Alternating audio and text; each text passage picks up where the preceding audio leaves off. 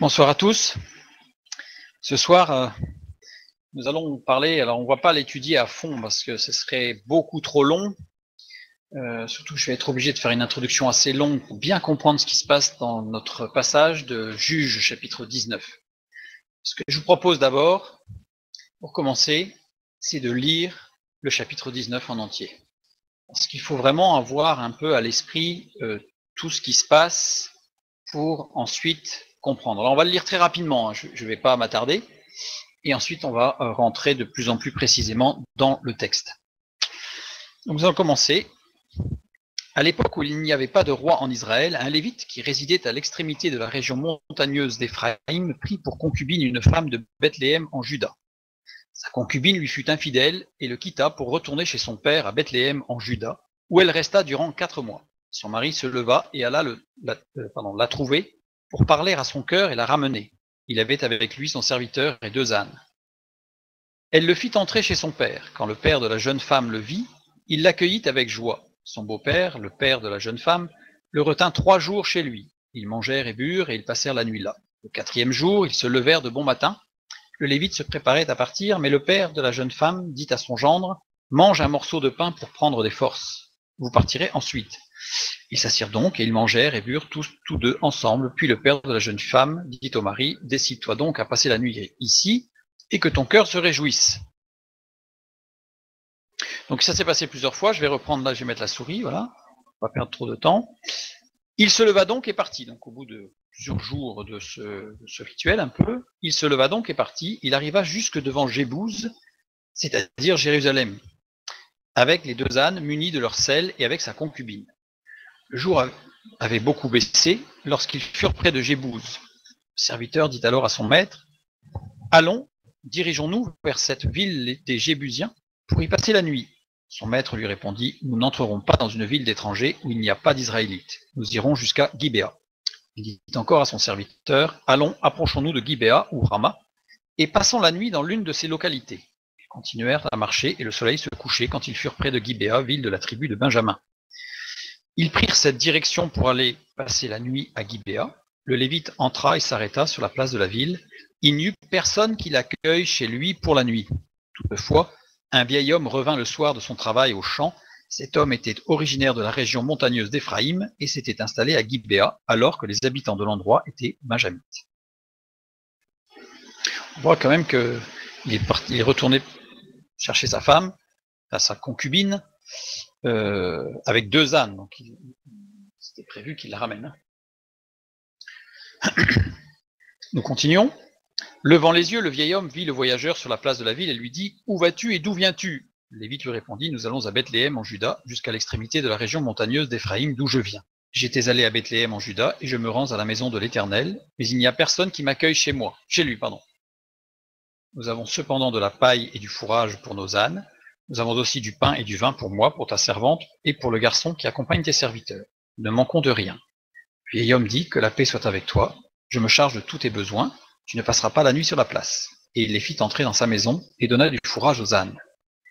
Les voyageurs se lavèrent les pieds, puis ils mangèrent et burent. Pendant qu'ils étaient en train de se réjouir, les hommes de la ville, hommes mauvais, entourèrent la maison, frappèrent à la porte et dirent au vieil homme qui était le maître de la maison, « Fais sortir l'homme qui est entré chez toi pour que nous couchions avec lui. » Le maître de maison se présenta à eux et leur dit, « Non, mes frères, ne faites pas le mal, je vous en prie, puisque cet homme est entré chez moi. Ne commettez pas cet acte odieux. Écoutez, j'ai une fille vierge et cet homme a une concubine. Je vous les amènerai dehors, vous les déshonorerez, vous leur ferez ce qu'il vous plaira, mais ne commettez pas sur cet homme un acte aussi odieux. » Ces hommes ne voulurent pas l'écouter, alors le Lévite prit sa concubine et la leur amena dehors. Ils eurent des relations avec elle et ils la violèrent toute la nuit jusqu'au matin. Puis au lever de l'aurore, ils la renvoyèrent. Au petit matin, cette femme alla s'écrouler à l'entrée de la maison de l'homme qui hébergeait son mari, et elle resta là jusqu'à ce qu'il fasse jour. Le matin, son mari se leva, ouvrit la porte de la maison et sortit pour continuer son chemin. Mais voici que la femme, sa concubine, était étendue à l'entrée de la maison, les mains sur le seuil. Il lui dit, « Lève-toi, allons-nous-en. » Elle ne répondit pas. Alors son mari la mit sur son âne et partit pour retourner chez lui. Arrivé chez lui, il prit un couteau, s'empara de sa concubine et la coupa membre par membre en 12 morceaux, qu'il envoya dans tout le territoire d'Israël. Tous ceux qui virent cela dirent, Jamais rien de pareil n'est arrivé et ne s'est vu depuis que les Israélites sont sortis d'Égypte jusqu'à aujourd'hui. Prenez la chose à cœur, tenez conseil et donnez votre réponse. Amen. C'est un texte morbide, on peut le dire. Pour comprendre ce texte, il va falloir comprendre un peu le livre des juges. Donc on va partir de beaucoup plus loin et on va se rapprocher petit à petit pour comprendre ce qui se passe. Donc on va partir sur le livre des juges. Les 2 premiers chapitres, 4 versets du 3e chapitre, servent d'introduction au livre des juges. Le chapitre 1 des versets 1 à 16, conditions d'Israël à la mort de Josué. Donc à la mort de Josué, on a un état, un petit peu une sorte de photographie en 16 versets, en 17 versets de ce qui est devenu Israël. Ensuite, jusqu'à la fin du chapitre 1, c'est ce qui caractérise le déclin. On a une photographie, et ensuite, ce qui va faire qu'Israël va décliner. Chapitre 2, tout début du chapitre 2, l'origine du déclin et sa conséquence. Donc, ce qui caractérise le déclin, ce qui va entraîner le déclin, ensuite l'origine du déclin et les conséquences du déclin. Donc on a toute une vue de ce qui va se passer. Ensuite, fin du chapitre 6, début du 4, la ruine dans les rapports d'Israël avec Dieu. Donc là, on voit que ça y est, on a les conséquences qui commencent à arriver avec une relation entre Israël et Dieu qui se détériore complètement. Ensuite, on est chapitre 3 à 12, où là, on a les réveils successifs. On a plusieurs réveils qui vont intervenir avec les juges. On a Othniel pour commencer, ensuite on va voir Éhoud, ensuite on va voir l'origine du déclin et sa conséquence à nouveau. Là, c'est un copier-coller malheureux, mais c'est pas ça. 3.31, je sais plus quel juge je sais, mais c'est un juge encore. Désolé. Ensuite, c'est Shamgar, Déborah. Alors, il y en a qu'on connaît presque pas, hein, parce qu'il y a très peu de textes. Hein. Déborah et Barak. Chapitre 5, Cantique de Déborah. Donc là, il y a 2 chapitres hein, sur Déborah, Barak, puis le Cantique de Déborah. Chapitre 6 à 8, à nouveau, 3 chapitres sur Gédéon, plus connu. Chapitre 9, Abimelech, ou l'usurpation de l'autorité. Chapitre 10, 1 à 5, Tola et Jaïr. Chapitre 10, fin du chapitre 10, nouveau réveil d'Israël. Chapitre 11, Jephthé et sa fille. Alors, passage aussi, là aussi, très énigmatique, qu'on pourrait être amené peut-être à étudier rapidement aussi pour un peu la suite, parce que c'est un peu dans ce contexte que tout ça se passe. Chapitre 12, lutte entre frères. Donc là, c'est lutte interne à Israël. Ensuite, continue avec Ibsan, Elon et Abdon. Et ensuite, on va passer du chapitre 13 au 16. Alors, juste rapidement, quand on lit tous ces juges, souvent quand on dit les juges d'Israël, on pense à voilà Gédéon, grande chose, Samson. Samson, c'est un peu différent, mais et quand on lit leur histoire, on se rend compte qu'ils sont pas tous formidables quand même. Des fois, on se dit, ils ont été juges en Israël, mais ils n'étaient pas quand même des modèles. Hein. Voilà, c'est pour dire que ces passages-là, ce sont des réveils, mais avec parfois des choses qui ne sont pas forcément dans la pleine volonté de Dieu. Chapitre 13 à 16, le Nazaréat. Chapitre 13, c'est un résidu donc de ce qui va se passer. Ensuite, chapitre 14, le serpent et le lion, le festin. Donc là, on est plus sur des images, sur de ce qui se passe en Israël, en Juda. Chapitre 15, les victoires. Ça, c'est intéressant. Et la défaite et la restauration, chapitre 16. Donc en fait, on voit que le livre des juges, grosso modo, ce n'est que des montagnes russes entre réveil, déclin, réveil, déclin, réveil, déclin, réveil, déclin, réveil, déclin, tout le long du livre. Ce ne sont que des réveils, déclins. Ensuite, on va passer au chapitre 17 à 21, c'est-à-dire les derniers chapitres.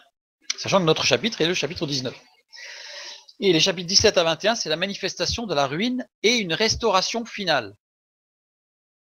C'est comme si on avait une sorte de montagne russe avec à la fin une restauration finale quand même. Donc, chapitre 17 à 19, corruption religieuse et morale d'Israël. Là, on a les 3 chapitres, 17, 18, 19, où on voit toute la corruption religieuse et morale d'Israël. Le chapitre 17, on voit le Lévite de Juda.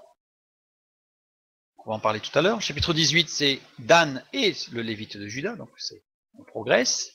Et le chapitre 19, ce qui nous intéresse, c'est le Lévite d'Éphraïm.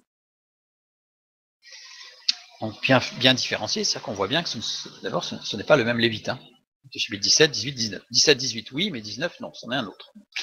Ensuite, le chapitre 20, brèche et relèvement. Et le chapitre 21, fruit du relèvement. Donc là, ça y est, on a l'impression qu'on sort enfin de cette période obscure où, comme on l'a lu tout à l'heure dans le premier verset de notre lecture, chacun faisait ce qui lui semblait bon.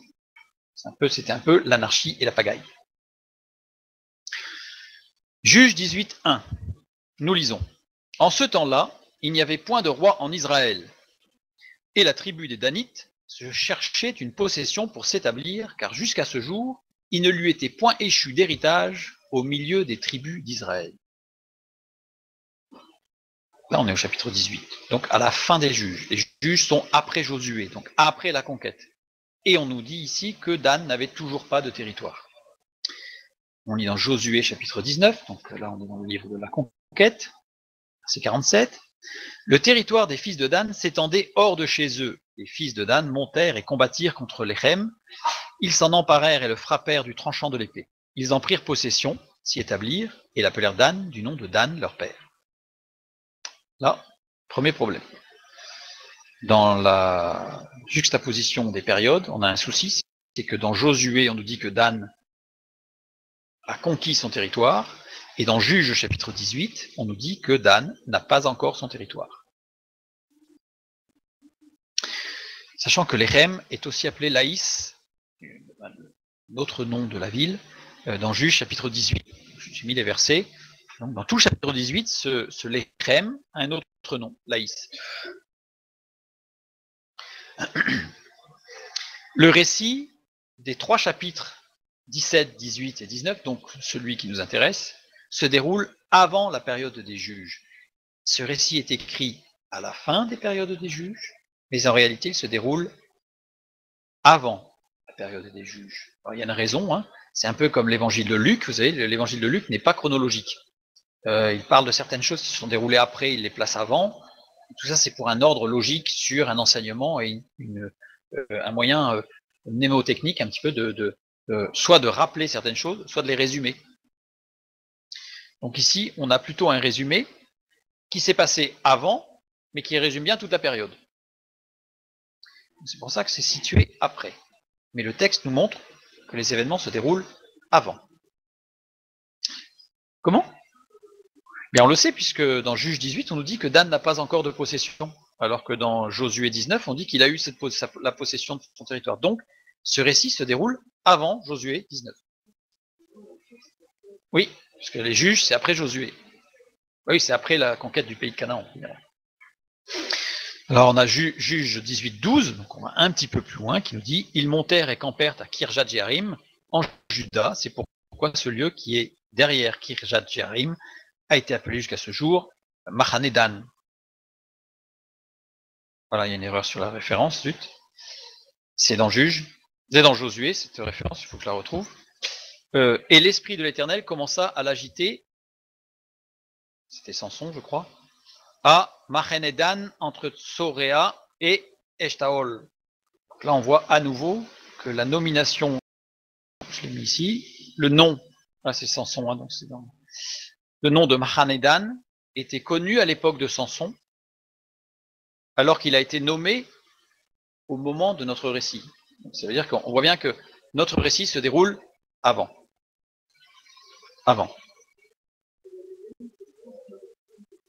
C'est dans Josué. Je crois que c'est la fin de Josué, mais je me souviens plus. Ou juge, ou tout au début des juges, je sais plus. J'avoue que j'ai un trou. Maintenant, on est parti du livre des juges. On a remarqué qu'il s'est passé quelque chose sur les derniers chapitres. Il y a 3 des derniers chapitres qui se trouvent au début, en réalité, au niveau de la chronologie. Maintenant, on va se concentrer un petit peu. On a vu que les chapitres 17 à 21, c'était la manifestation de la ruine et la restauration finale, avec les chapitres 17 à 19, la corruption religieuse et morale d'Israël. Le chapitre 17, on a vu que c'était le Lévite de Juda. 18, le Lévite de Juda et la tribu de Dan. Et chapitre 19, le Lévite d'Éphraïm. Et ça, on a vu que ça se situait avant la période des juges. Continuons. Ces 3 chapitres sont liés par une expression que l'on retrouve dans les 3 chapitres, mais uniquement dans les 3 chapitres. comme pour les lier ensemble. Et cette expression, c'est « en ces jours-là, il n'y avait pas de roi en Israël ». Ça, on le retrouve dans les 3 chapitres. Juge 17.6, 18.1, 19.1. Comme si le texte nous disait bien, tout ça, ça s'est passé au même moment. Et il n'y avait pas de roi en Israël. Le mot qui est utilisé pour désigner le roi, c'est Oumelek. Oumelek, mot employé 27 fois. 21 fois pour désigner des rois étrangers, Sodome, Gomorrhe, Édom, etc., etc. 4 fois pour désigner le roi d'Israël quand celui-ci était contre l'Éternel, et 1 fois pour désigner le roi de Juda quand celui-ci était contre l'Éternel. Ça veut dire que ce mot désigne des rois étrangers. Ça veut dire qu'on pourrait traduire par « en ces jours-là ». Il n'y avait pas de roi étranger en Israël, ou sur Israël. Il n'y avait pas de domination étrangère sur Israël. Ça va être un peu important, ça. Alors, il y a une fois, oui, je l'ai rajouté ici, c'est une fois où il est désigné, où ça concerne l'Éternel, mais c'est dans le psaume 95 par rapport à une prophétie, ouais, exhaustif, hein, parce que ça faisait que 26, comme le roi au-dessus de tous les dieux. Donc, à un moment donné, c'est parce que prophétiquement, en fait, c'est messianique, le Christ va prendre l'autorité de roi sur toutes les autorités, donc il va devenir le roi des rois. C'est pour ça qu'il prend ce titre. Alors, le vav pointé signifie une conversion, désigne un noyau, désigne une conversion, un changement, comme nous on l'entend au sens de conversion, une conversion. Ou ça signifie aussi un clou qui unit. Donc c'est le clou qui unit 2 planches, et on a évidemment l'image de la conversion et des clous que Christ a reçus, évidemment. Et donc, c'est ce que ça signifie. Meim Lamed, les deux lettres suivantes, désignent l'éloquence, le discours, la parole qui, pas forcément qui a autorité, mais qui vient soit semer le trou, enfin, la parole bien tournée, le beau discours qui enrôle, voilà. Et Kaf, double point, un pointé avec particulier, le cri du corbeau. Sachant que le corbeau est un animal extrêmement intelligent. Je voulais vous mettre une vidéo et je ne l'ai pas fait, mais si vous tapez sur YouTube Raven, c'est en anglais, hein, Raven Intelligent Raven, vous allez voir énormément de vidéos, vous allez voir que le corbeau est considéré comme l'oiseau le plus intelligent de tous les oiseaux. Il est capable de fabriquer des outils, il est capable, par exemple, rapidement, mais on va mettre de la nourriture qu'il aime beaucoup dans un petit tube rempli d'eau. Alors dans ce tube, par exemple, le tube fait 1 mètre de haut et il y a 50 cm d'eau. Et on le met dans le tube, donc la nourriture va flotter à 50 cm de profondeur dans le tube. Et ce tube est relié avec un autre tube. L'oiseau, si un humain met quelque chose dans le second tube qui fait monter le niveau d'eau jusqu'en haut pour pouvoir attraper la nourriture, il le regarde une fois. Si on recommence l'expérience, l'oiseau va aller chercher des choses pour mettre dans le second tube pour faire lever le niveau, pour récupérer la nourriture. Si on met de la nourriture qu'il aime bien inaccessible, par exemple avec un grillage, il va aller chercher des branches, 2 branches, une qu'il va coincer avec une patte et avec l'autre avec le bec, il va ramener jusqu'au bord pour pouvoir manger. Si un pêcheur laisse une ligne, il pêche, il sort un poisson, le pêcheur. Le corbeau le voit, ensuite il remet sa ligne, le corbeau, si le pêcheur s'absente, va venir, va tirer sur la ligne avec sa patte, il va coincer le fil avec son bec, il va relever la ligne, et quand il y a un poisson au bout, il va prendre le poisson et le manger. C'est un oiseau qui est extrêmement intelligent. C'est un oiseau qui n'a pas peur puisqu'il est capable de se battre contre un aigle. C'est la raison pour laquelle Noé a utilisé le corbeau à la sortie de l'arche. Parce qu'il savait que le corbeau était capable de stratégie. Voilà. Donc, ici on a quelque chose le cri du corbeau, ça désigne bibliquement un animal très intelligent. Toujours par rapport à cette éloquence et à ce roi étranger.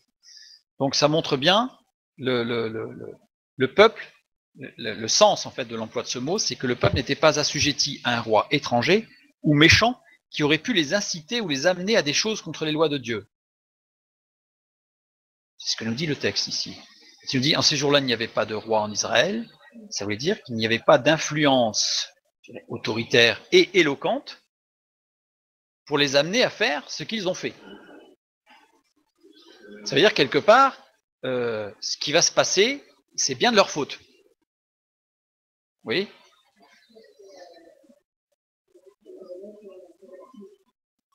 Ben, ça veut dire que Israël, à la fin de Josué, parce que là, en fait, notre récit se déroule à la fin de Josué. Donc là, le peuple est motivé, là. Il est à fond, là. Et il est en train de nous dire, là, le peuple va complètement décliner, mais ce n'est pas à cause de quelqu'un d'autre. Le peuple va décliner à cause de lui-même. Ce qu'il est en train de nous dire, le texte. Oui, c'est la même orthographe. À chaque fois, mot étranger ou roi méchant. Éloquent.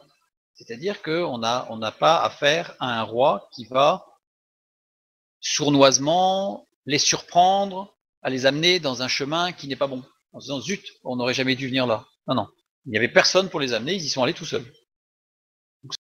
C'est un texte qui, en fait, responsabilise complètement le peuple de Dieu. On ne va pas dire que ce n'était pas de leur faute, ils s'en sont rendus compte trop tard. En ce temps-là, il n'y avait point de roi en Israël. Première fois que ça apparaît, Juge 17, 6. Chacun faisait ce qui lui semblait bon. Là, on a quelque chose de plus. Alors, chacun, c'est Ish. Ish, c'est l'homme.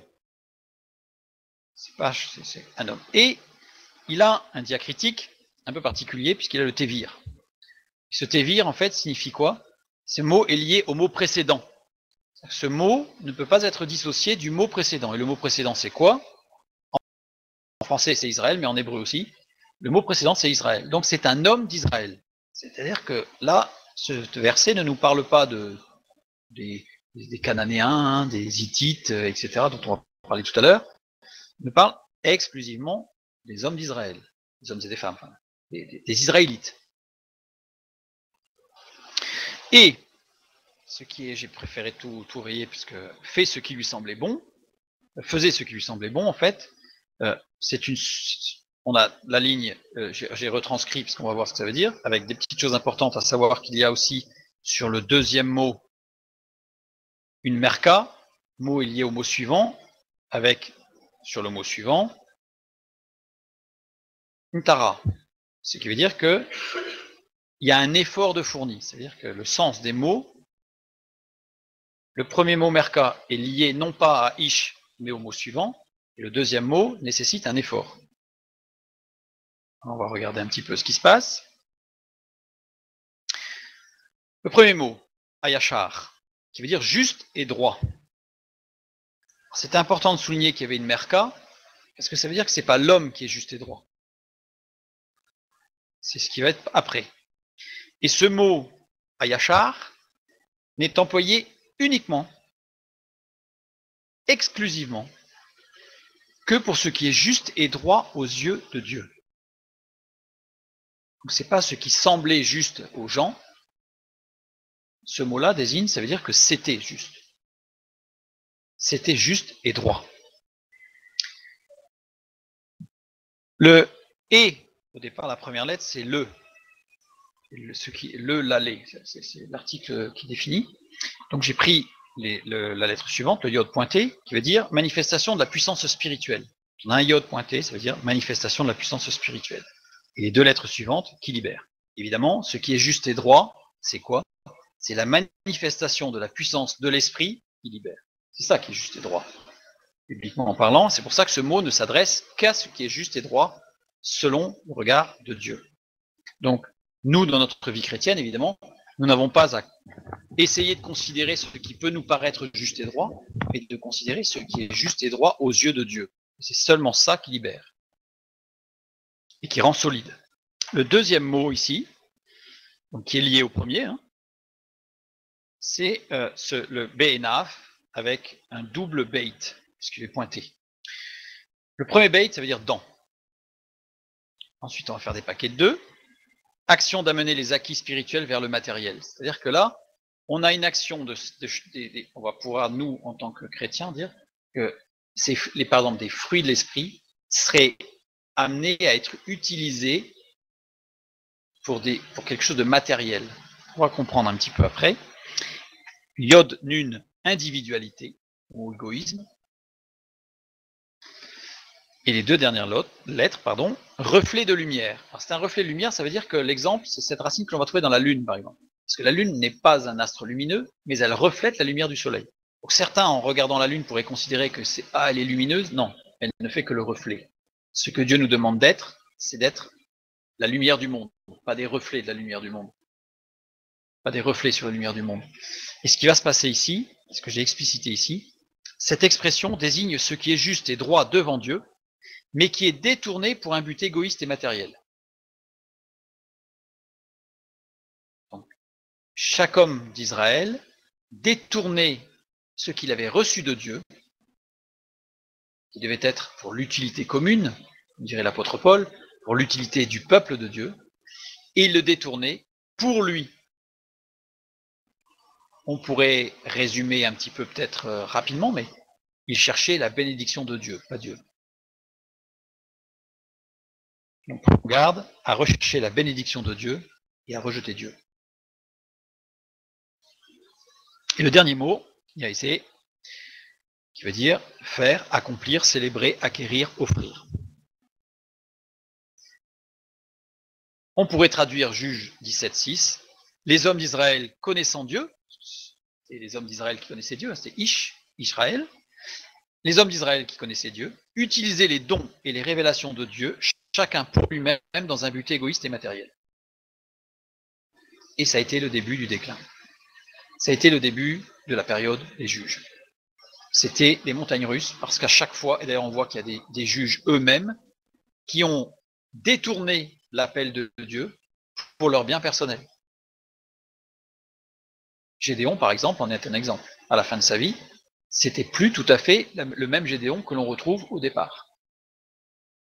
Pourquoi? Parce qu'à un moment donné, ils ont détourné les dons de Dieu pour eux, personnellement. Alors, prise de pouvoir, prise d'autorité, donc on a vu tout à l'heure, il y a usurpation d'autorité, par exemple, ou récupération des offrandes, certains l'ont fait, certains juges, etc., etc. Donc c'est récupération de ce qui était prévu pour Dieu, des récupérations à soi. Et ils croyaient bien faire. Et ils croyaient bien faire. Donc ça veut dire que leur conscience s'est éteinte. Petit à petit. Donc voilà ce que signifie cette expression, parce que quand on la lit en ce temps-là, il n'y avait point de roi en Israël, on a l'impression que, de toute façon c'était un peu logique, puisque si c'était le roi d'Israël, Saül est arrivé bien après, le premier roi d'Israël, donc c'était pas possible, donc c'était presque évident. Donc là ce sont des rois étrangers, donc pas d'influence étrangère, et chacun faisait ce qui lui semblait bon. Ça paraît être complètement l'anarchie, en fait c'était pas vraiment l'anarchie, c'était plutôt que chacun récupérait à lui les dons, les révélations, les bénédictions de Dieu. Non plus pas dans un but commun, mais dans un but personnel et égoïste. Maintenant, notre chapitre 17, le Lévite de Juda. On va le résumer, puisqu'on va voir que ça va avoir de l'importance pour le chapitre 19, comprendre. On a le récit d'un homme qui est nommé Mika. Mika, je sens que c'est écrit Mika dans notre traduction, mais que si je le traduis en hébreu, enfin si je prends l'hébreu, c'est Mikayehu. Mikayehu, parfois traduit par Miché, car c'est un mot de la même racine. Donc, parfois, on a des textes qui traduisent, certaines traductions traduisent Mika par Miché, mais c'est, voilà. Il n'y a que deux occurrences de ce mot, dans Juge 17.1 et Juge 17.4, donc dans Juge 17. Qu'est-ce que signifie ce mot? Les deux premières lettres, ça signifie qui, quoi. On cherche. Kaf, Yod, manifestation d'une oppression. Et état d'une vie qui peut s'épanouir, mais qui n'existe pas encore. Donc on est dans une potentialité. C'est-à-dire que Mika, ça veut dire que c'est un homme qui se cherche, qui cherche. Il sait pas trop de quel côté il va aller, mais il a potentiellement, donc ça le stresse, ça l'oppresse. Hein. Il cherche, au même titre qu'on peut reconnaître certaines personnes, ou nous-mêmes un jour peut-être, on a été à un moment donné à se poser des questions sur le sens de notre vie. Et c'est quand on commence à se poser ce genre de questions, si on n'a pas de réponse, ça peut vite devenir oppressant. Donc lui, il était dans cette phase où il se posait des questions, au départ du récit, puisque juge 17, 1 et 4, donc au départ du récit d'un moment de sa vie, il s'est posé des questions sur ce qu'il voulait faire de sa vie. Donc potentiellement, il pouvait s'épanouir, mais il n'y était pas. Cet homme vole sa mère, vole de l'argent à sa mère. Puis il lui restitue son argent, sans pour autant exprimer d'ailleurs, et il n'exprime pas du tout un quelconque remords. On voit qu'il lui rend l'argent. Avec cet argent, sa mère fabrique pour son fils une image taillée et une image en fonte. Drôle de réflexe. Mika les place dans sa maison, donc ces images taillées et ces images en fonte. Il se fit un éphod et des téraphim, et consacra son fils comme prêtre. Donc cet homme n'a aucune autorité pour consacrer quelqu'un prêtre, et encore moins son fils, qui n'est pas lévite, de la tribu de Lévi. Donc, puisqu'on nous dit qu'ils n'habitent pas là. Et là, on a une phrase, au verset 6, « En ce temps-là, il n'y avait point de roi en Israël, chacun faisait ce qui lui semblait bon. » Donc là, on a une répétition en disant, cette phrase-là, elle arrive juste à ce moment-là, en disant, ben voilà, là, ça y est, ça décline. Il y avait un potentiel, il y avait une question existentielle, une question de vie. Et là, ça dérive, c'est parti, ça dérive. Un lévite de Bethléem de Juda cherche où demeurer et s'installe chez Mika pour servir de prêtre moyennant un salaire, ce qui bibliquement n'était pas autorisé. Donc là, en fait, on va voir que du chapitre 17 jusqu'au chapitre 19, on va dériver jusqu'à arriver à notre chapitre 19. Oui, c'était un lévite. C'est un lévite, alors j'ai pas épluché, mais c'est vrai que si on regarde l'écriture de son nom, on voit que c'est un lévite qui n'a pas l'esprit de Dieu.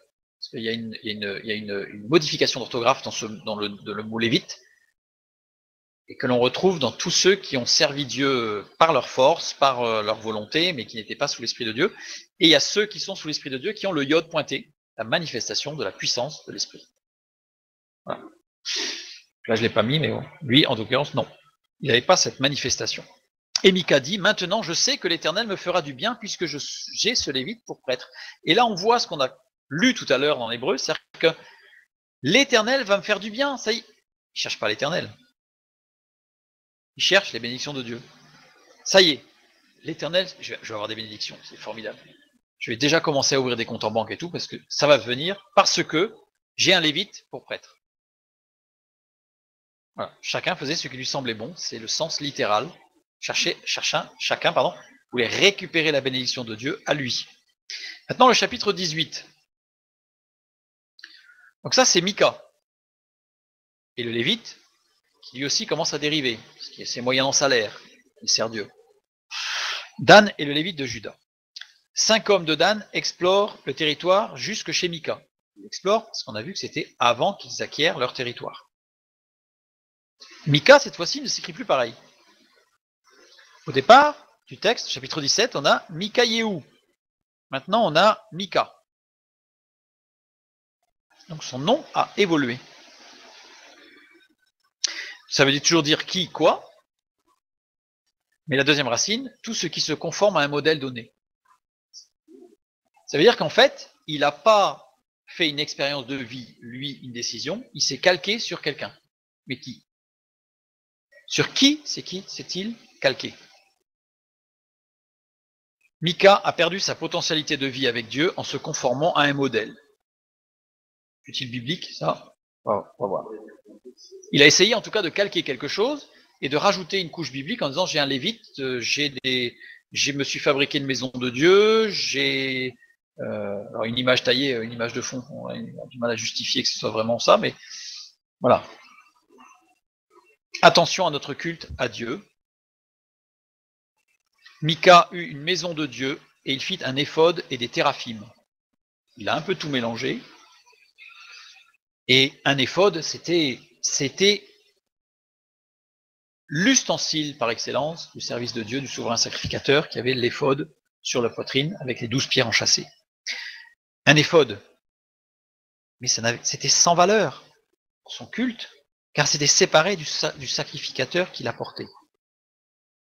Prenons garde, nous, que notre culte soit lui aussi, notre culte à Dieu soit lui aussi séparé de notre souverain sacrificateur, Christ. Bien souvent dans nos cultes, Eh bien, nous avons des tas de choses. L'art, la musique. Alors, j'ai mis l'or et l'argent, mais ça peut être toutes sortes de choses. Hein. Et les choses précieuses qui ornent ce qu'on appelle le culte de Dieu, tandis que les hommes y donnent place à ce que le monde estime et convoite, aux richesses, à l'influence, à la sagesse humaine. Prenons garde à notre culte. Qu'est-ce qui est en premier? Christ ou ce que Christ nous donne? Beaucoup de gens recherchent la paix de Dieu. Mais la paix de Dieu, elle vient quand on connaît Dieu. Beaucoup de gens cherchent la bénédiction de Dieu. Mais la bénédiction de Dieu n'est qu'une conséquence de la relation avec Dieu. Donc prenons garde à notre culte. Mika n'a pas pris garde au culte qu'il a donné à Dieu. Et l'influence, en fait, c'était qui? Quel était son modèle? Eh bien, on voit dans 1 Chronique, chapitre 9, verset 40, qu'il est parlé de Méri-Baal qui engendra Miché. C'est notre traduction. Mais le mot Miché, eh bien, c'est Mika, écrit comme ça. Donc ça veut dire que le père de notre Mika, de Juge, chapitre 18, c'est Méri-Baal. Méri-Baal, c'était son père. Eh bien, Méri-Baal, ça signifie Baal est mon avocat. Il a remplacé l'Esprit de Dieu par l'Esprit du monde. Parce que Christ nous dit, je vous enverrai le consolateur, qui sera il est notre avocat, donc il a remplacé l'action de Dieu par l'Esprit du monde. Donc son culte, oui. Quel verset? Non, mais dans 1 Chronique 9, 40, on nous dit que son père s'appelle Méri-Baal. Et le texte, tel qu'il est écrit dans Juge chapitre 18, nous montre qu'il a pris un modèle. Et ce serait son père. Et en fait, on le voit par rapport à l'image taillée, puisque l'image taillée, en fait, c'était un Baal. Donc, il a calqué son père. Après s'être posé une question existentielle. Parce qu'on aurait pu se dire, à la limite, en tant qu'enfant, par exemple, il aurait suivi son père en grandissant. À la limite, on aurait pu se dire, peut-être qu'il a été influencé, tandis que le texte biblique nous montre, avec le chapitre 17, qu'il s'est posé les questions et qu'il a fait son choix. Donc son choix n'était pas le bon. Alors maintenant, on continue. C'était sur Mika, maintenant on va continuer. Ces 5 hommes de Dan. Dan, c'était la tribu la plus faible des tribus d'Israël à cette époque-là. Pas la plus petite, hein, mais la plus faible. Pourquoi? Parce qu'ils ont été repoussés dans la montagne par les Amoréens. C'est-à-dire que le texte biblique, dans Juge chapitre 1, verset 34, nous dit que ils ont été repoussés. C'est la seule tribu qui a été repoussée, parce que Dieu avait dit, prenez possession du pays, je serai avec vous, et Dan lui a reculé. Alors on va pas étudier ce soir pourquoi il a reculé, mais il a reculé. Et par manque de foi de cette tribu pour s'emparer de son héritage. Cette tribu n'a pas saisi par la foi les promesses de Dieu, et ils n'ont pas acquis leur héritage. Les 5 hommes proposent une promotion aux Lévites de Mika. Juge 18-19. Vaut-il mieux pour toi d'être sacrificateur de la maison d'un seul homme ou d'être sacrificateur d'une tribu et d'une famille en Israël? Là, il lui dit, promotion. Là, tu es sûr d'avoir un salaire beaucoup plus confortable, puisqu'il n'y a pas qu'un seul homme qui va te donner un salaire, mais toute une tribu. En plus, tu vas avoir de l'autorité, là. Tu vas être un peu valorisé quand même dans ton savoir-faire spirituel. Et donc là, le Lévite, pour la promotion, il change. Donc on voit toujours, chacun faisait ce qui lui semblait bon, c'est-à-dire qu'on récupère, même le service de Dieu, il a récupéré pour lui.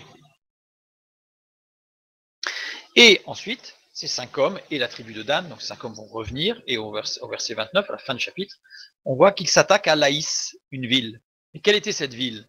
Cette ville, elle est tranquille, prospère. Elle était située à l'extrémité nord de Canaan, éloignée des Sidoniens auxquels elle se rattachait et sans commerce avec personne. C'était une ville isolée. Cette ville offre à Dan une conquête sans gloire, facile. Des gens, pas de guerriers, pas d'armée, pas de protection, séparés, donc ils ne peuvent pas avoir d'aide parce qu'ils sont loin de tout le monde. Donc c'est eux qui vont attaquer. Pas très glorieux. Mais en tout cas, il y a une chose qui est intéressante dans cette ville de Laïs, c'est qu'elle présente tout ce que le cœur naturel peut désirer. Pourquoi? Parce que le texte biblique nous dit, au verset 10, c'est un lieu où rien ne manque de tout ce qui est sur la terre. Et il ne recherchait pas ce qu'il y avait au ciel. Hein. Rien ne manque de tout ce qu'il y avait sur la terre. En fait, Laïs a la même description que Sodome, avant sa destruction évidemment, qui ressemblait à un jardin de l'Éternel. Donc là, à nouveau, on a ce choix, je dirais presque le choix de Abraham et Lot, et on voit que la tribu de Dan, elle fait comme Lot. Elle fait comme Lot. Comme Lot, Dan était affaibli et relâché dans sa relation avec Dieu. C'est le déclin. C'est ce qui a été annoncé au départ. Chapitre 17, c'est le début du déclin. Chapitre 18, on en a une manifestation avec l'impossibilité de saisir les promesses de Dieu. Dan avait un combat à livrer, une victoire à gagner dans ses propres limites sur l'Amoréen de la vallée. Il devait attaquer la vallée, c'était ce qui était donné dans Josué. Dan, ton secteur à toi, c'est celui-là. Vas-y, Dieu est avec toi. Il n'y est pas allé. Il considère que ce combat lui coûte trop cher, trop dur, trop difficile quand même, trop difficile. Donc, il préfère une conquête sans difficulté, qui va être remportée au bout de la terre, loin des yeux des témoins de l'Éternel, donc ils sont tout au bout, ils ne sont pas du tout dans leur secteur, hein, dans la région qui devait être la leur, loin de l'endroit où se trouve l'ennemi réel, laissé sans maudire, en possession du vrai héritage de Dan. Donc voilà. Alors nous, évidemment, dans notre vie, prenons garde à nous relâcher et saisissons par la foi ce que Dieu nous donne. Et ces 5 hommes appellent cette ville, cette région, l'appellent du nom de Dan, d'après le nom de Dan, leur père. Leur nom propre a plus d'importance que le nom de l'Éternel. On voit dans tous les autres textes, tous ceux qui ont fait des conquêtes, à chaque fois, c'est un rapport à l'Éternel. Dieu a donné, Dieu a béni, Dieu va me fortifier, Dieu m'a renouvelé. Donc ils ont des noms qui vont être en relation avec Dieu. Dan, les noms qu'il donne sont des noms qui sont eux. Ça rappelle un peu ce qui s'est passé à la tour de Babel pour se faire un nom et remplacer le nom de Dieu.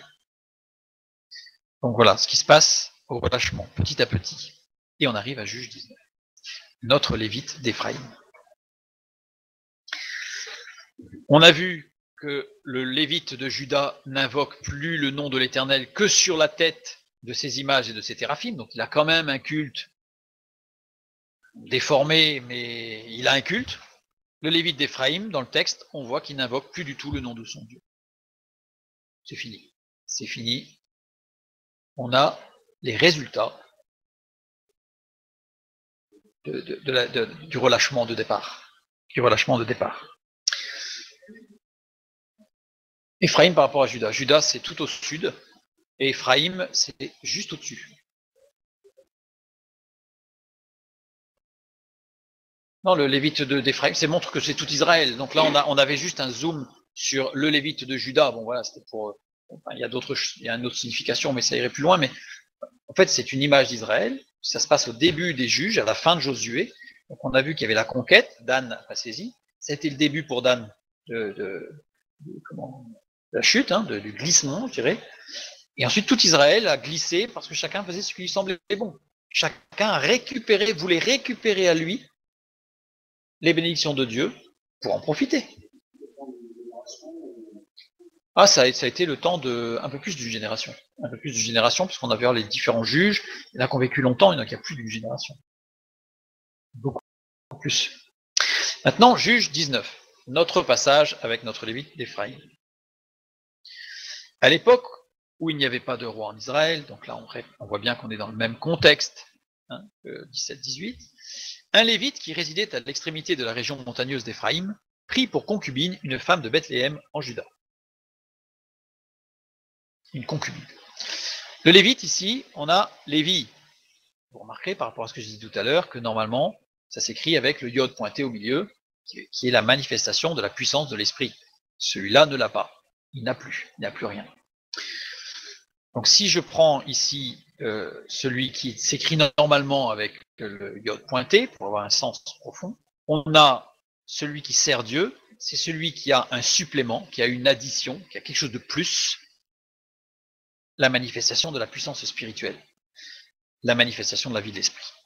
Celui qui sert Dieu normalement, c'est celui qui est appelé, celui qui est oint de Dieu, donc celui qui manifeste, celui qui a en plus des autres, dans ce qu'il fait, ça veut dire qu'il ne fait pas des choses différentes des autres, il fait la même chose, mais il a une manifestation de la vie de l'esprit. Ça, c'est le serviteur de Dieu.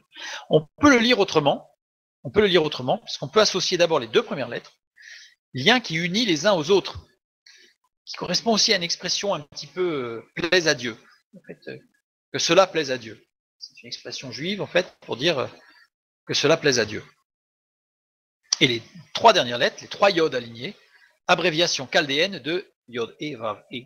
C'est l'abréviation avant qu'il y ait un roi sur Israël, mais un roi juif israélite sur Israël, donc avant Saül. C'était l'époque des Chaldéens, on est à la fin de Josué, on est vraiment à l'époque des Cananéens, des Hittites, etc.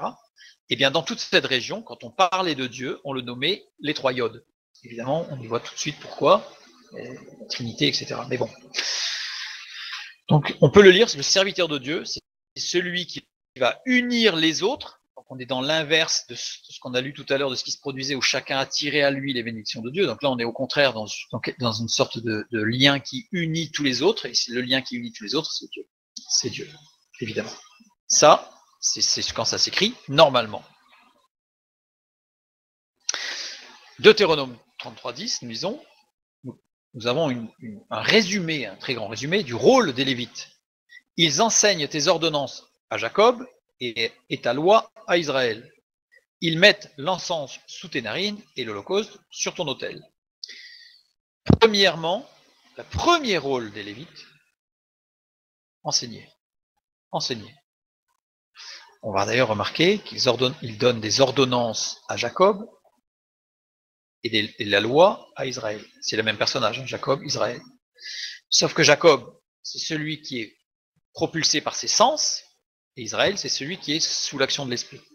Donc on a bien 2 choses différentes. Dans tous les cas, le Lévite, son rôle, c'est que peu importe ce qui se passe autour de lui, le serviteur de Dieu doit enseigner, montrer ce que Dieu veut. Oui, ça c'est autre chose là. Mais le rôle principal du Lévite, c'est l'enseignement, et ensuite le service dans l'action. Mais le premier rôle de celui qui sert Dieu, c'est pas agir, c'est montrer Dieu. Enseigner par son témoignage, par ce qu'il dit, par ce qu'il vit, etc., etc. Et aussi agir, bien sûr. Et aussi agir, mais en deuxième. Reprenons notre verset 1, Juge 19. Cette concubine, une femme de Bethléem en Juda. Bethléem, à l'époque, s'appelait Ephrata. Elle n'avait pas été conquise à l'époque de notre récit, puisqu'elle a été conquise bien après, on le voit dans Juge 1, 19. J'ai mis le verset, il arrivera un peu plus tard. Cette femme était une femme hittite. Elle n'était pas israélite. Or, un lévite n'avait pas le droit de se marier avec une femme non juive. Oui, enfin, un vrai lévite, oui, bien sûr. Voilà, c'est dommage que je n'ai pas le verset. Chez les Hittites, la femme n'avait pas son mot à dire dans le mariage.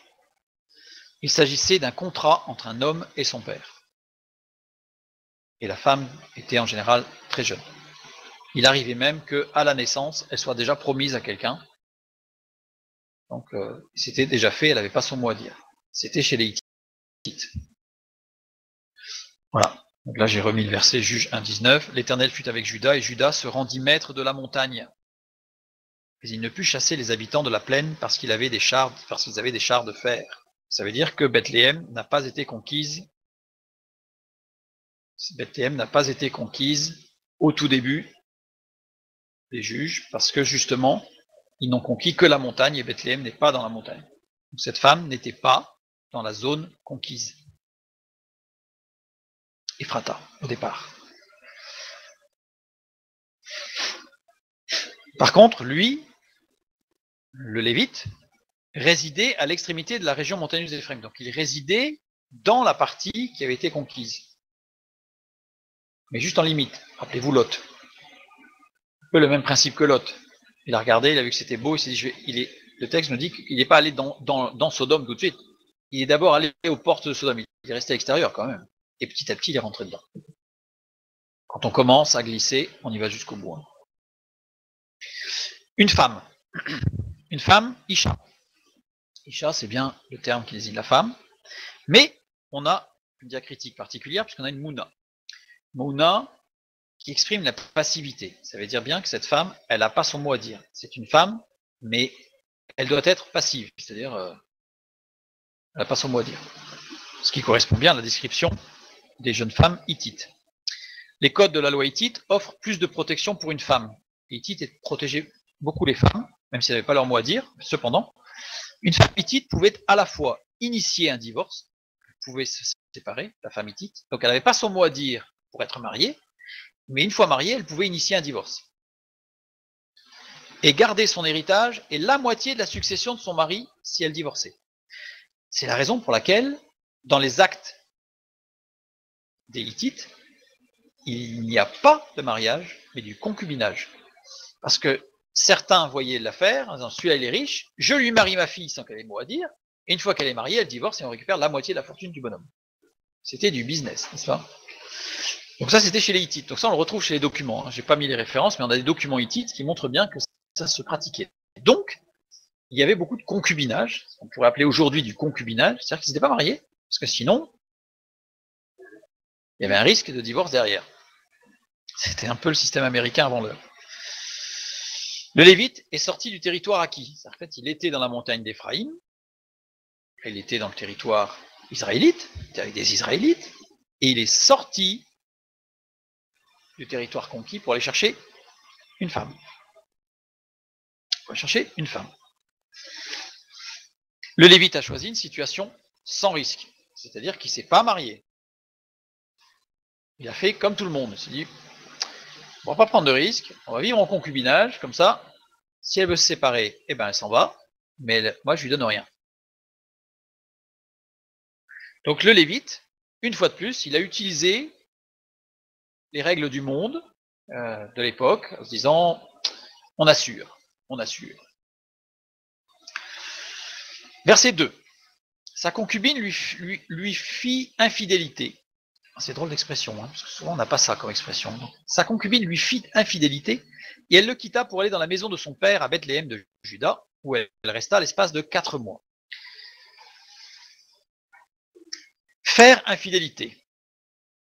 Vatisné. Vatisné, 2 occurrences. On ne le retrouve que 2 fois, ce terme. L'autre fois, c'est dans Ésaïe. J'en parlerai un petit peu après avoir étudié ce mot, qui a été traduit par faire infidélité. Parce que vous allez voir que c'est un mot très particulier. Donc le tav étant pointé, je le multiplie, je le double. Pour pouvoir regarder au niveau de sa construction sémantique, qu'est-ce qu'il signifie exactement. Parce qu'il est employé dans 2 contextes. Celui-ci, où on peut difficilement savoir ce qu'il signifie si on s'extrait de ce qu'on a déjà lu, mais il n'y a pas de contexte qui permet de savoir ce qui se passe. Un petit peu plus dans Ésaïe, mais au niveau de la sémantique de sa construction, on va savoir exactement ce que cela signifie. Les 2 premières lettres, douleur et difficulté de se mouvoir. Ça veut dire qu'il y a quelque chose qui exprime la douleur et la difficulté de bouger. Il y a quelqu'un qui ne pouvait pas bouger et qui avait mal. Ensuite, Tavzaïn, action de trancher avec le glaive. Donc avec quelque chose de très coupant, eh bien, il y a eu quelque chose de coupé, net. Et les 2 dernières lettres, ce qui rend vigoureux et jeune, ce qui permet de fonder une famille.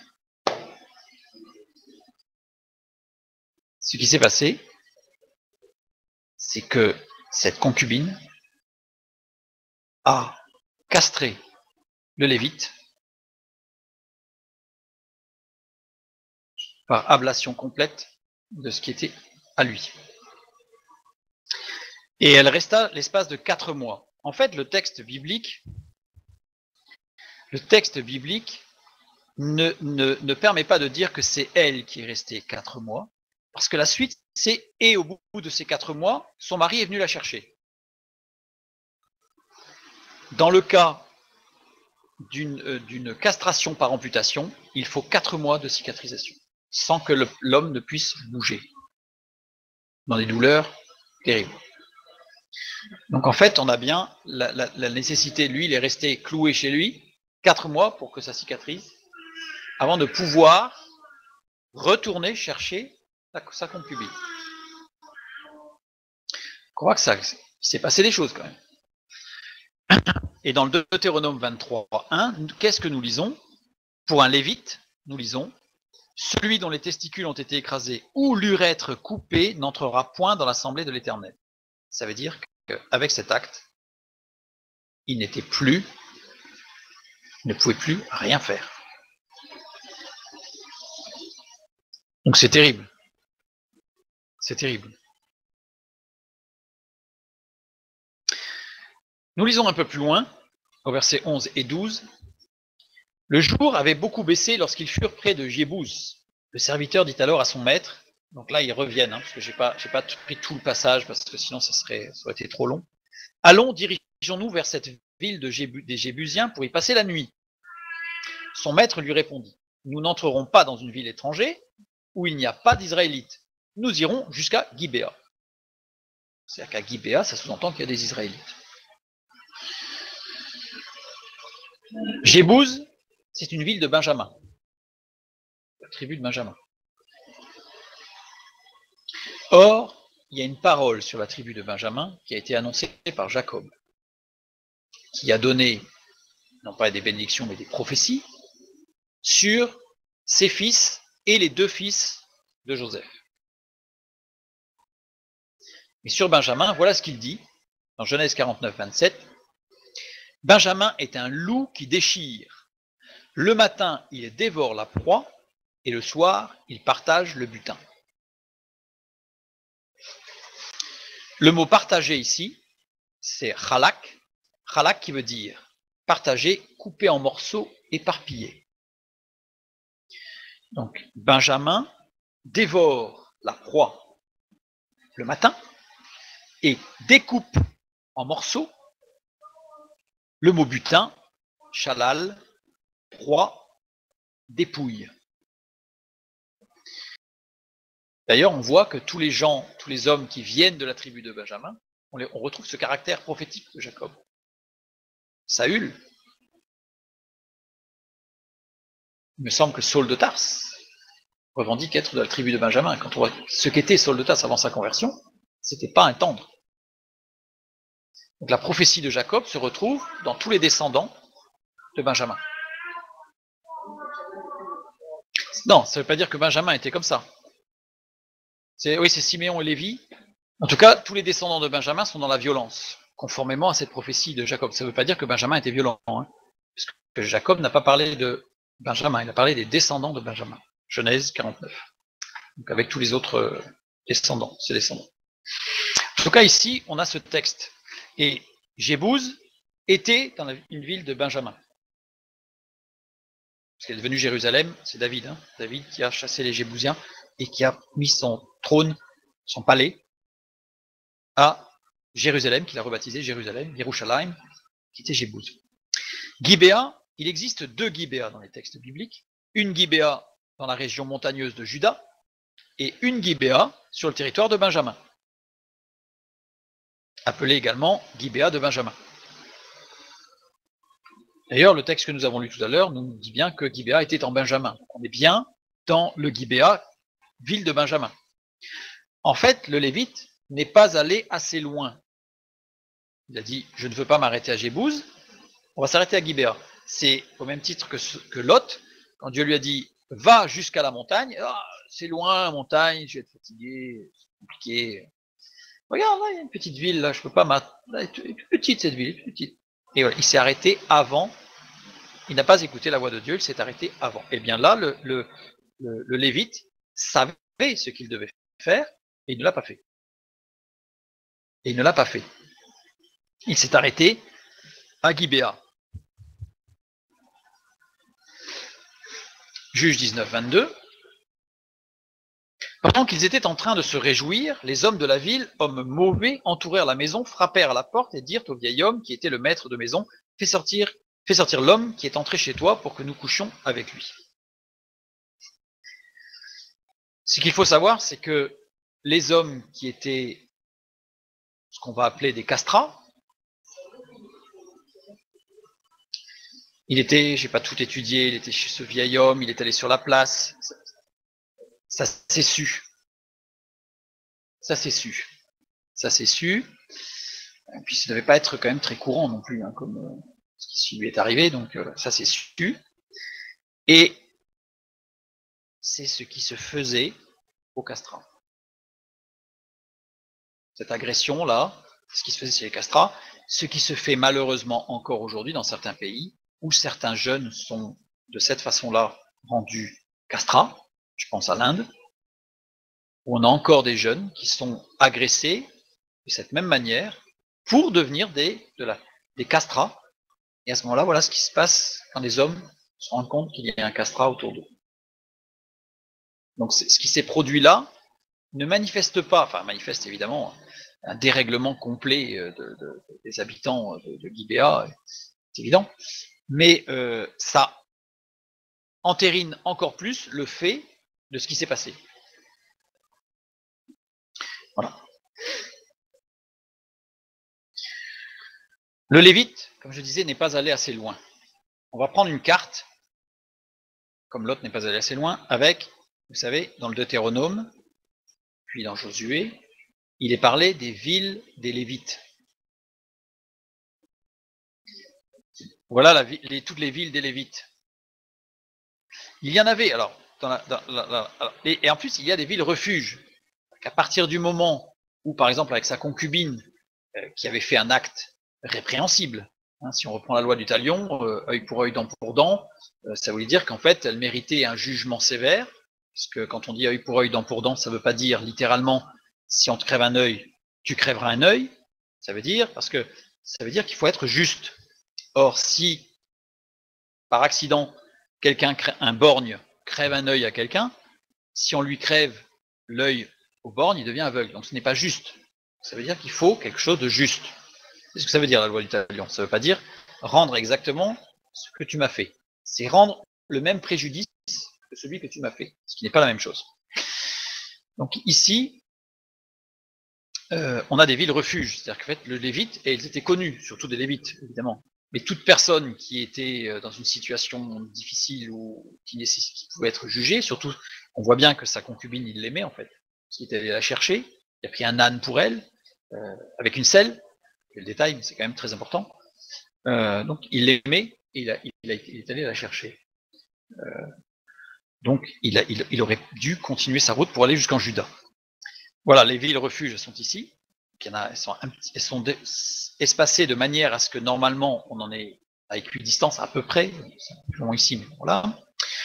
Avec Bethléem qui est situé ici, donc qui rentrait chez lui, enfin chez la jeune femme c'était Bethléem. Jébouz, c'était ici, donc dans la tribu Éphraïm, c'est ici. Juda, c'est en bas. Et la tribu de Benjamin, c'est ce qui est en marron. Et on voit qu'ici, oui, ici c'est Jébouz, et Gibéa est juste derrière, juste à la frontière. Donc en fait, il poussait un peu plus loin, il était en Juda. Et il aurait pu aller jusqu'à Anatote, par exemple, ville refuge, où là, il ne risquait rien. Mais non, il n'est pas allé, il n'a pas obéi, il n'a pas écouté Dieu, qui avait donné des villes refuges pour une raison bien précise. Il ne s'y est pas arrêté. Sachant que dans Benjamin, il y avait aussi des villes refuges. Il aurait pu y aller aussi. En fait, il n'a pas écouté. Il n'en a fait qu'à sa tête. Oups. Verset 24. Là, il est chez l'ancien, ce vieil homme qu'il a reçu. Les hommes viennent pour l'agresser, et ce vieil homme dit, écoutez, j'ai une fille vierge, et cet homme a une concubine. Donc là, c'est pour l'instant, le Lévite, il parle pas, là. Hein. Je vous les amènerai dehors, vous les déshonorerez, vous leur ferez ce qu'il vous plaira, mais ne commettez pas sur cet homme un acte aussi odieux. Là, on voit quelqu'un qui réagit en se disant, je vais accepter un mal pour éviter que ce soit pire.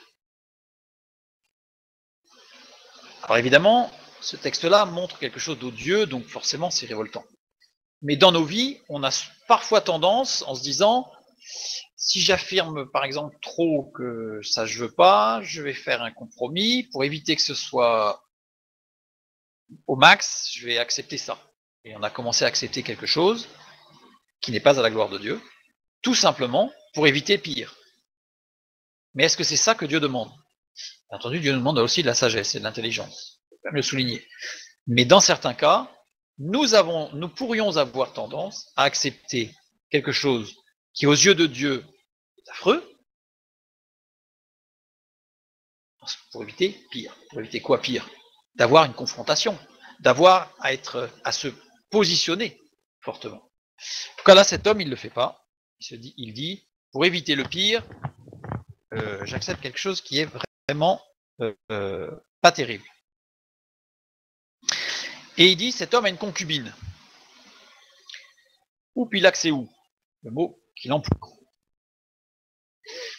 Avec les deux premières lettres signifient c'est la tienne. C'est-à-dire qu'en fait, il insiste. C'est pas la mienne, hein? Non. Moi, je suis. C'est la sienne à lui. Donc là, il pointe du doigt, là. C'est la sienne à lui. Cet homme qui n'est plus un homme, d'après ce que les gens sous-entendent. Et vers eux. C'est-à-dire qu'en fait, je vais vous l'envoyer vers vous. Elle est à lui, mais je la prends et je vous la donne. Et ce qui est au milieu, c'est le mot concubine. C'est le même mot que dans Juge 19.1, qui désigne cette femme hittite.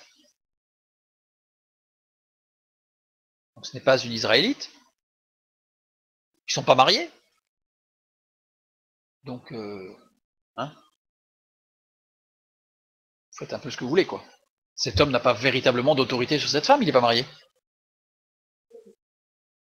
Vers eux, c'est-à-dire qu'en fait, puisqu'il dit je vous l'amènerai dehors. Donc déjà, il sous-entend qu'en fait, elle est potentiellement déjà à eux, quoi. Déjà là, en fait, quelque part, il les excite un peu, quoi, ce monsieur. Et ce qui est pire, c'est qu'ici, on a un diacritique particulier, une ravia qui nécessite un arrêt sur le mot. C'est-à-dire que c'est comme s'il disait, écoutez, j'ai une fille vierge, et cet homme, il a une concubine. Ouais. Le truc on s'arrête bien pour insister sur le fait qu'il a une concubine. Voilà. Certainement pas le ton qu'il a utilisé, mais voilà. On a une pause par ce diacritique qui montre bien qu'on insiste, on s'arrête. On s'arrête bien que les gens ils aient bien le temps d'entendre qu'il y a une concubine ici. Voilà. Donc c'est lui, en fait, qui quelque part, l'homme insiste sur l'origine de cette femme, qui n'est pas israélite, qui est hittite. Donc quelque part, faites ce que vous voulez. Faites ce que vous voulez. Mais ne commettez pas sur cet homme. Et là, c'est très intéressant, parce qu'il y a plein d'autres choses intéressantes, mais je voulais juste souligner, parce que c'est quand même, on a vu des choses surprenantes ce soir. Yelaïch.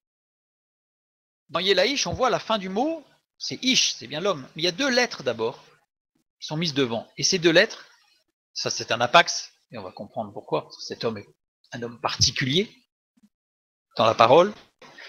Et en fait, il est souffrant, cet homme. Donc ça montre bien que cet homme, il a quelque chose de particulier, parce que en plus ces deux lettres sont bien attachées à Ish, donc c'est bien un homme, mais c'est un homme qui souffre, parce que ça fait que 4 mois qu'il est à peine cicatrisé. Donc en fait, cet homme insiste bien, c'est-à-dire que ça se savait que c'était ça. Vous ne toucherez pas à cet homme souffrant, cet homme qui est pas tout à fait, qui est pas comme tous les hommes. Donc celui-là, vous ne toucherez pas. Par contre, il a une concubine. Voilà. Donc en fait, on voit dans le français, on le rend pas, mais c'est quelqu'un qui est mauvais en fait, qui est mauvais là. Juge 19-29. Donc là, on sait ce qui s'est passé. Hein. La pauvre femme, elle a été abusée toute la nuit et elle est revenue, on l'a lu tout à l'heure, sur le seuil de la porte, dans un état pitoyable. Et l'homme, en fait, alors j'ai pas tout étudié, mais on voit qu'en fait, quand il lui dit lève-toi, on s'en va, ça paraît vraiment très rude. Mais en fait, le texte original est très doux. Il se penche, voilà. Et on va d'ailleurs voir, c'est pour ça que j'ai pris le verset 29, parce qu'elle n'était pas morte. Non, elle n'était pas morte. Arrivé chez lui, il prit un couteau, saisit sa concubine. Alors là, on a l'impression que je la prends et hop. Alors, le verbe saisir, c'est vayarzek, très très particulier. Ça veut dire porter, mais porter pas comme on porte un sac de patates, quoi. C'est-à-dire qu'en fait, porter avec soin. Il a porté, qu'elle était souffrante, il l'a portée. Et ça veut dire réparer. Ça veut dire qu'en fait, on va le voir, il a essayé de la soigner. Mais ce n'était plus possible. On va voir. Ensuite, on a à nouveau une mouna, comme on a vu tout à l'heure, le petit diacritique juste sous ce mot, qui exprime la passivité. Elle ne pouvait pas, elle. Elle ne pouvait plus. Le texte le rend bien, hein, parce qu'en fait, elle lui répond pas, donc en fait, on voit qu'elle peut plus. Elle peut plus. Mais il n'y a pas de possibilité. Et pourtant, il a coupé en morceaux quand même. Le verbe couper, vainate rera, un peu compliqué celui-là, avec un tav pointé, c'est un apax. On va comprendre combien dans la situation, ça ne pouvait être qu'un apax. Cette situation, on ne la rencontre pas très souvent quand même. Les deux premières lettres signifient dédain, dégoût. Donc comme c'est un apax, il faut faire attention au sens qu'on va lui donner.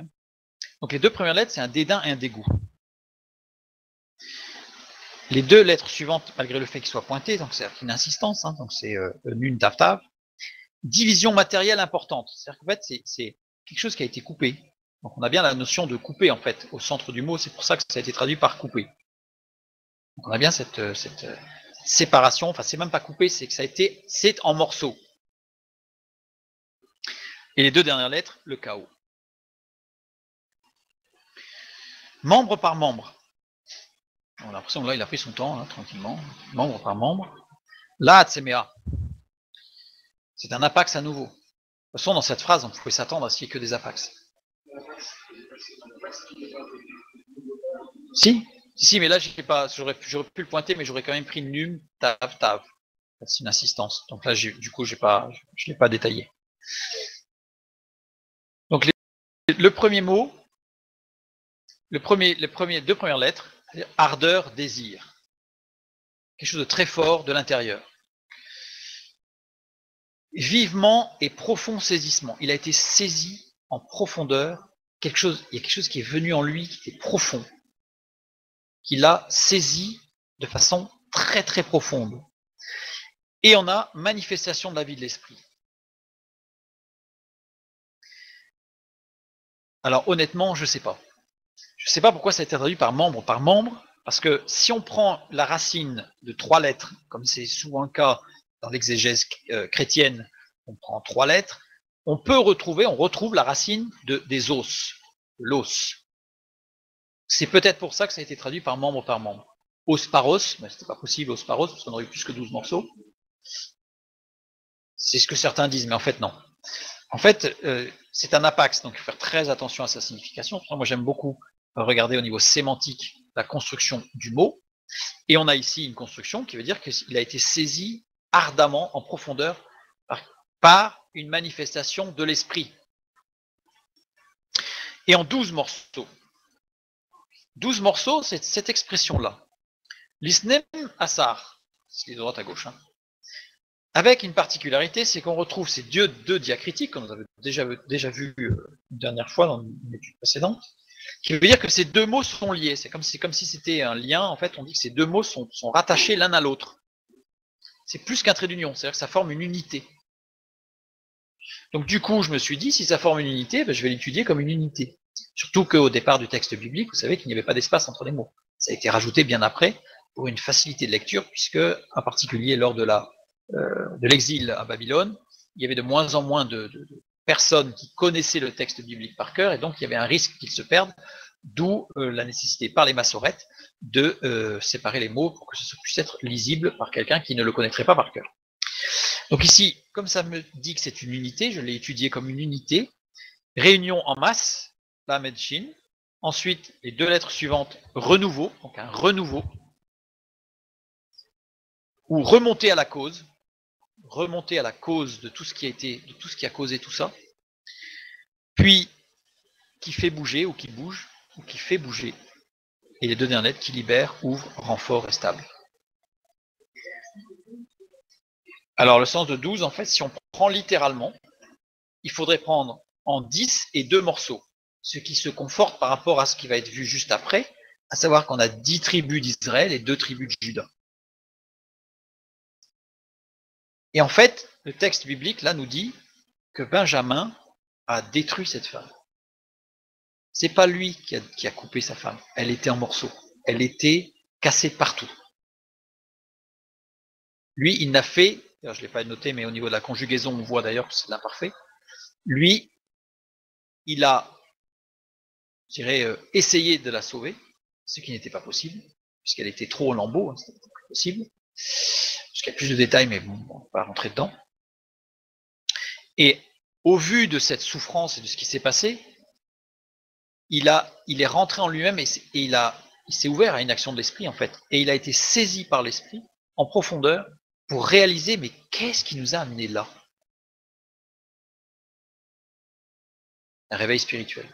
Un réveil spirituel qu'il a connu.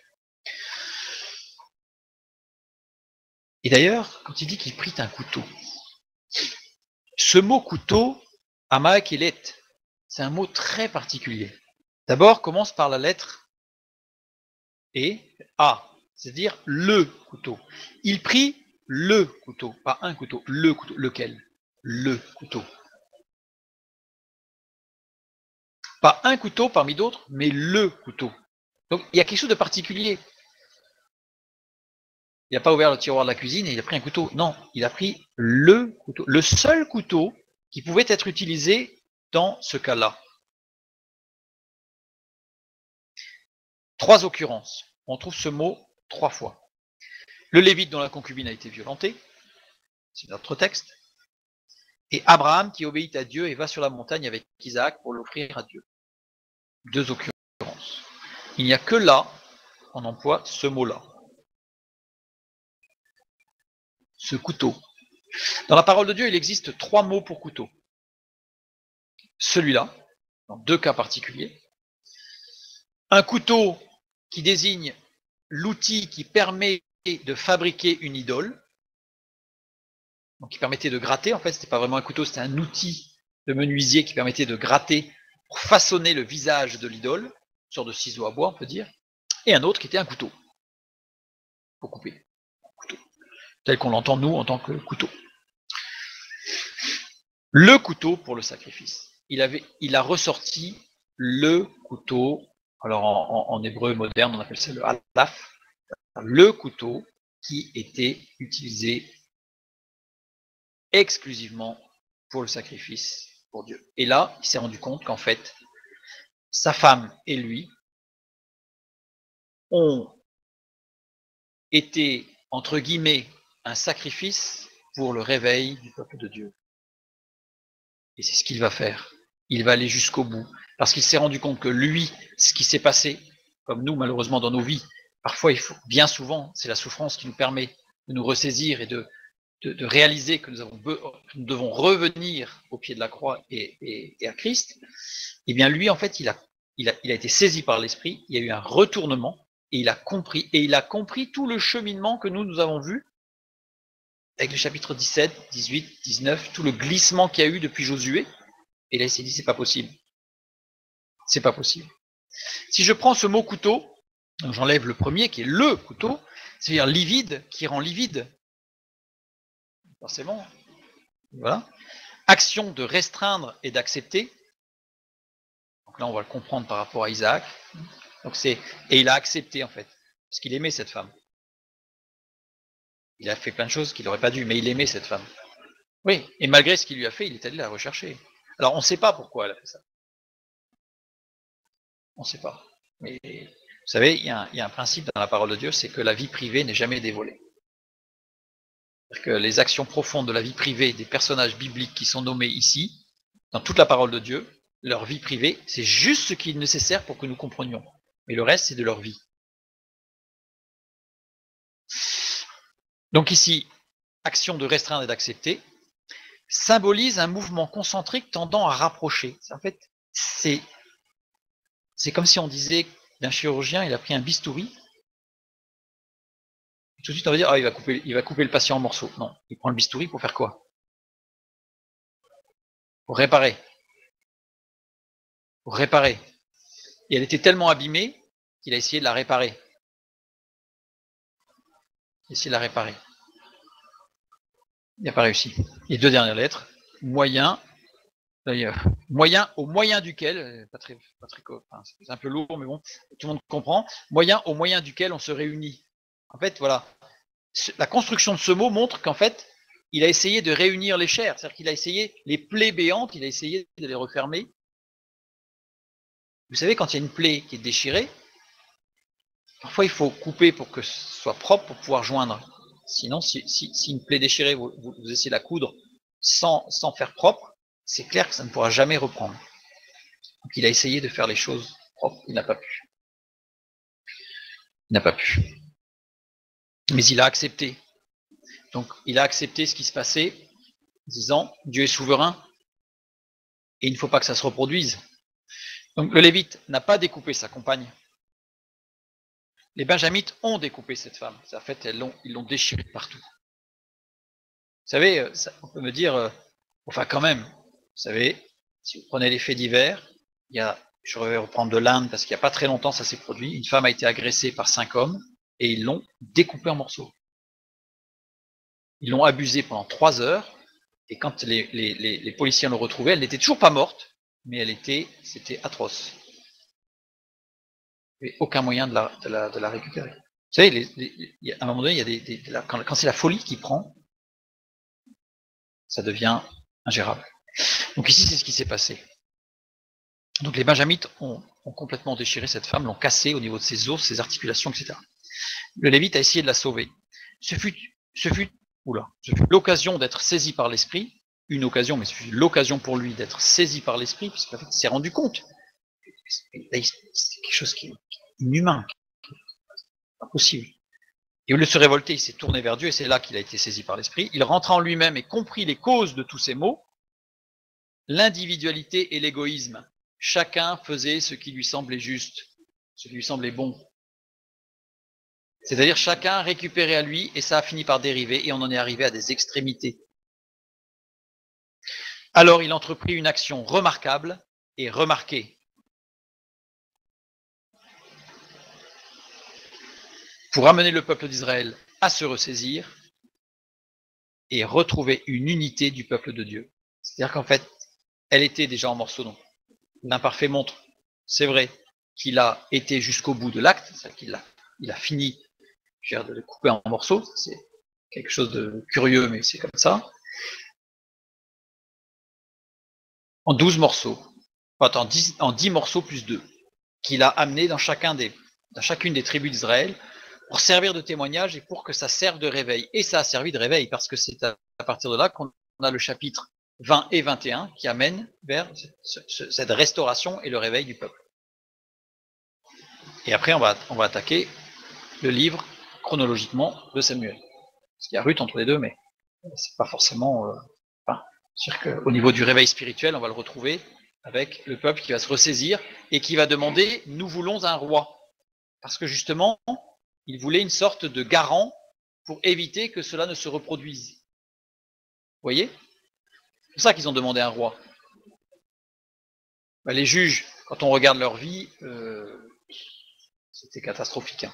C'était catastrophique. Et donc le peuple a demandé un roi. Mauvaise réaction, parce que c'était pas la réaction qu'il fallait avoir.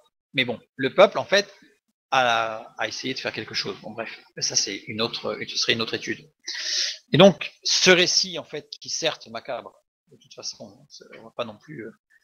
mais il ne reflète, tel qu'il est là, ne reflète pas ce qui s'est vraiment passé, en tout cas pour cet homme, qui, même s'il avait glissé, s'il était relâché, en a souffert dans son corps, en a souffert dans son âme, mais c'est ce qui l'a amené à un ressaisissement spirituel et à une redécouverte du plan de Dieu qui est l'unité du peuple de Dieu, et non pas l'individualité de chacun qui recherche les dons de Dieu pour lui. Que tout soit la gloire de Dieu. Amen.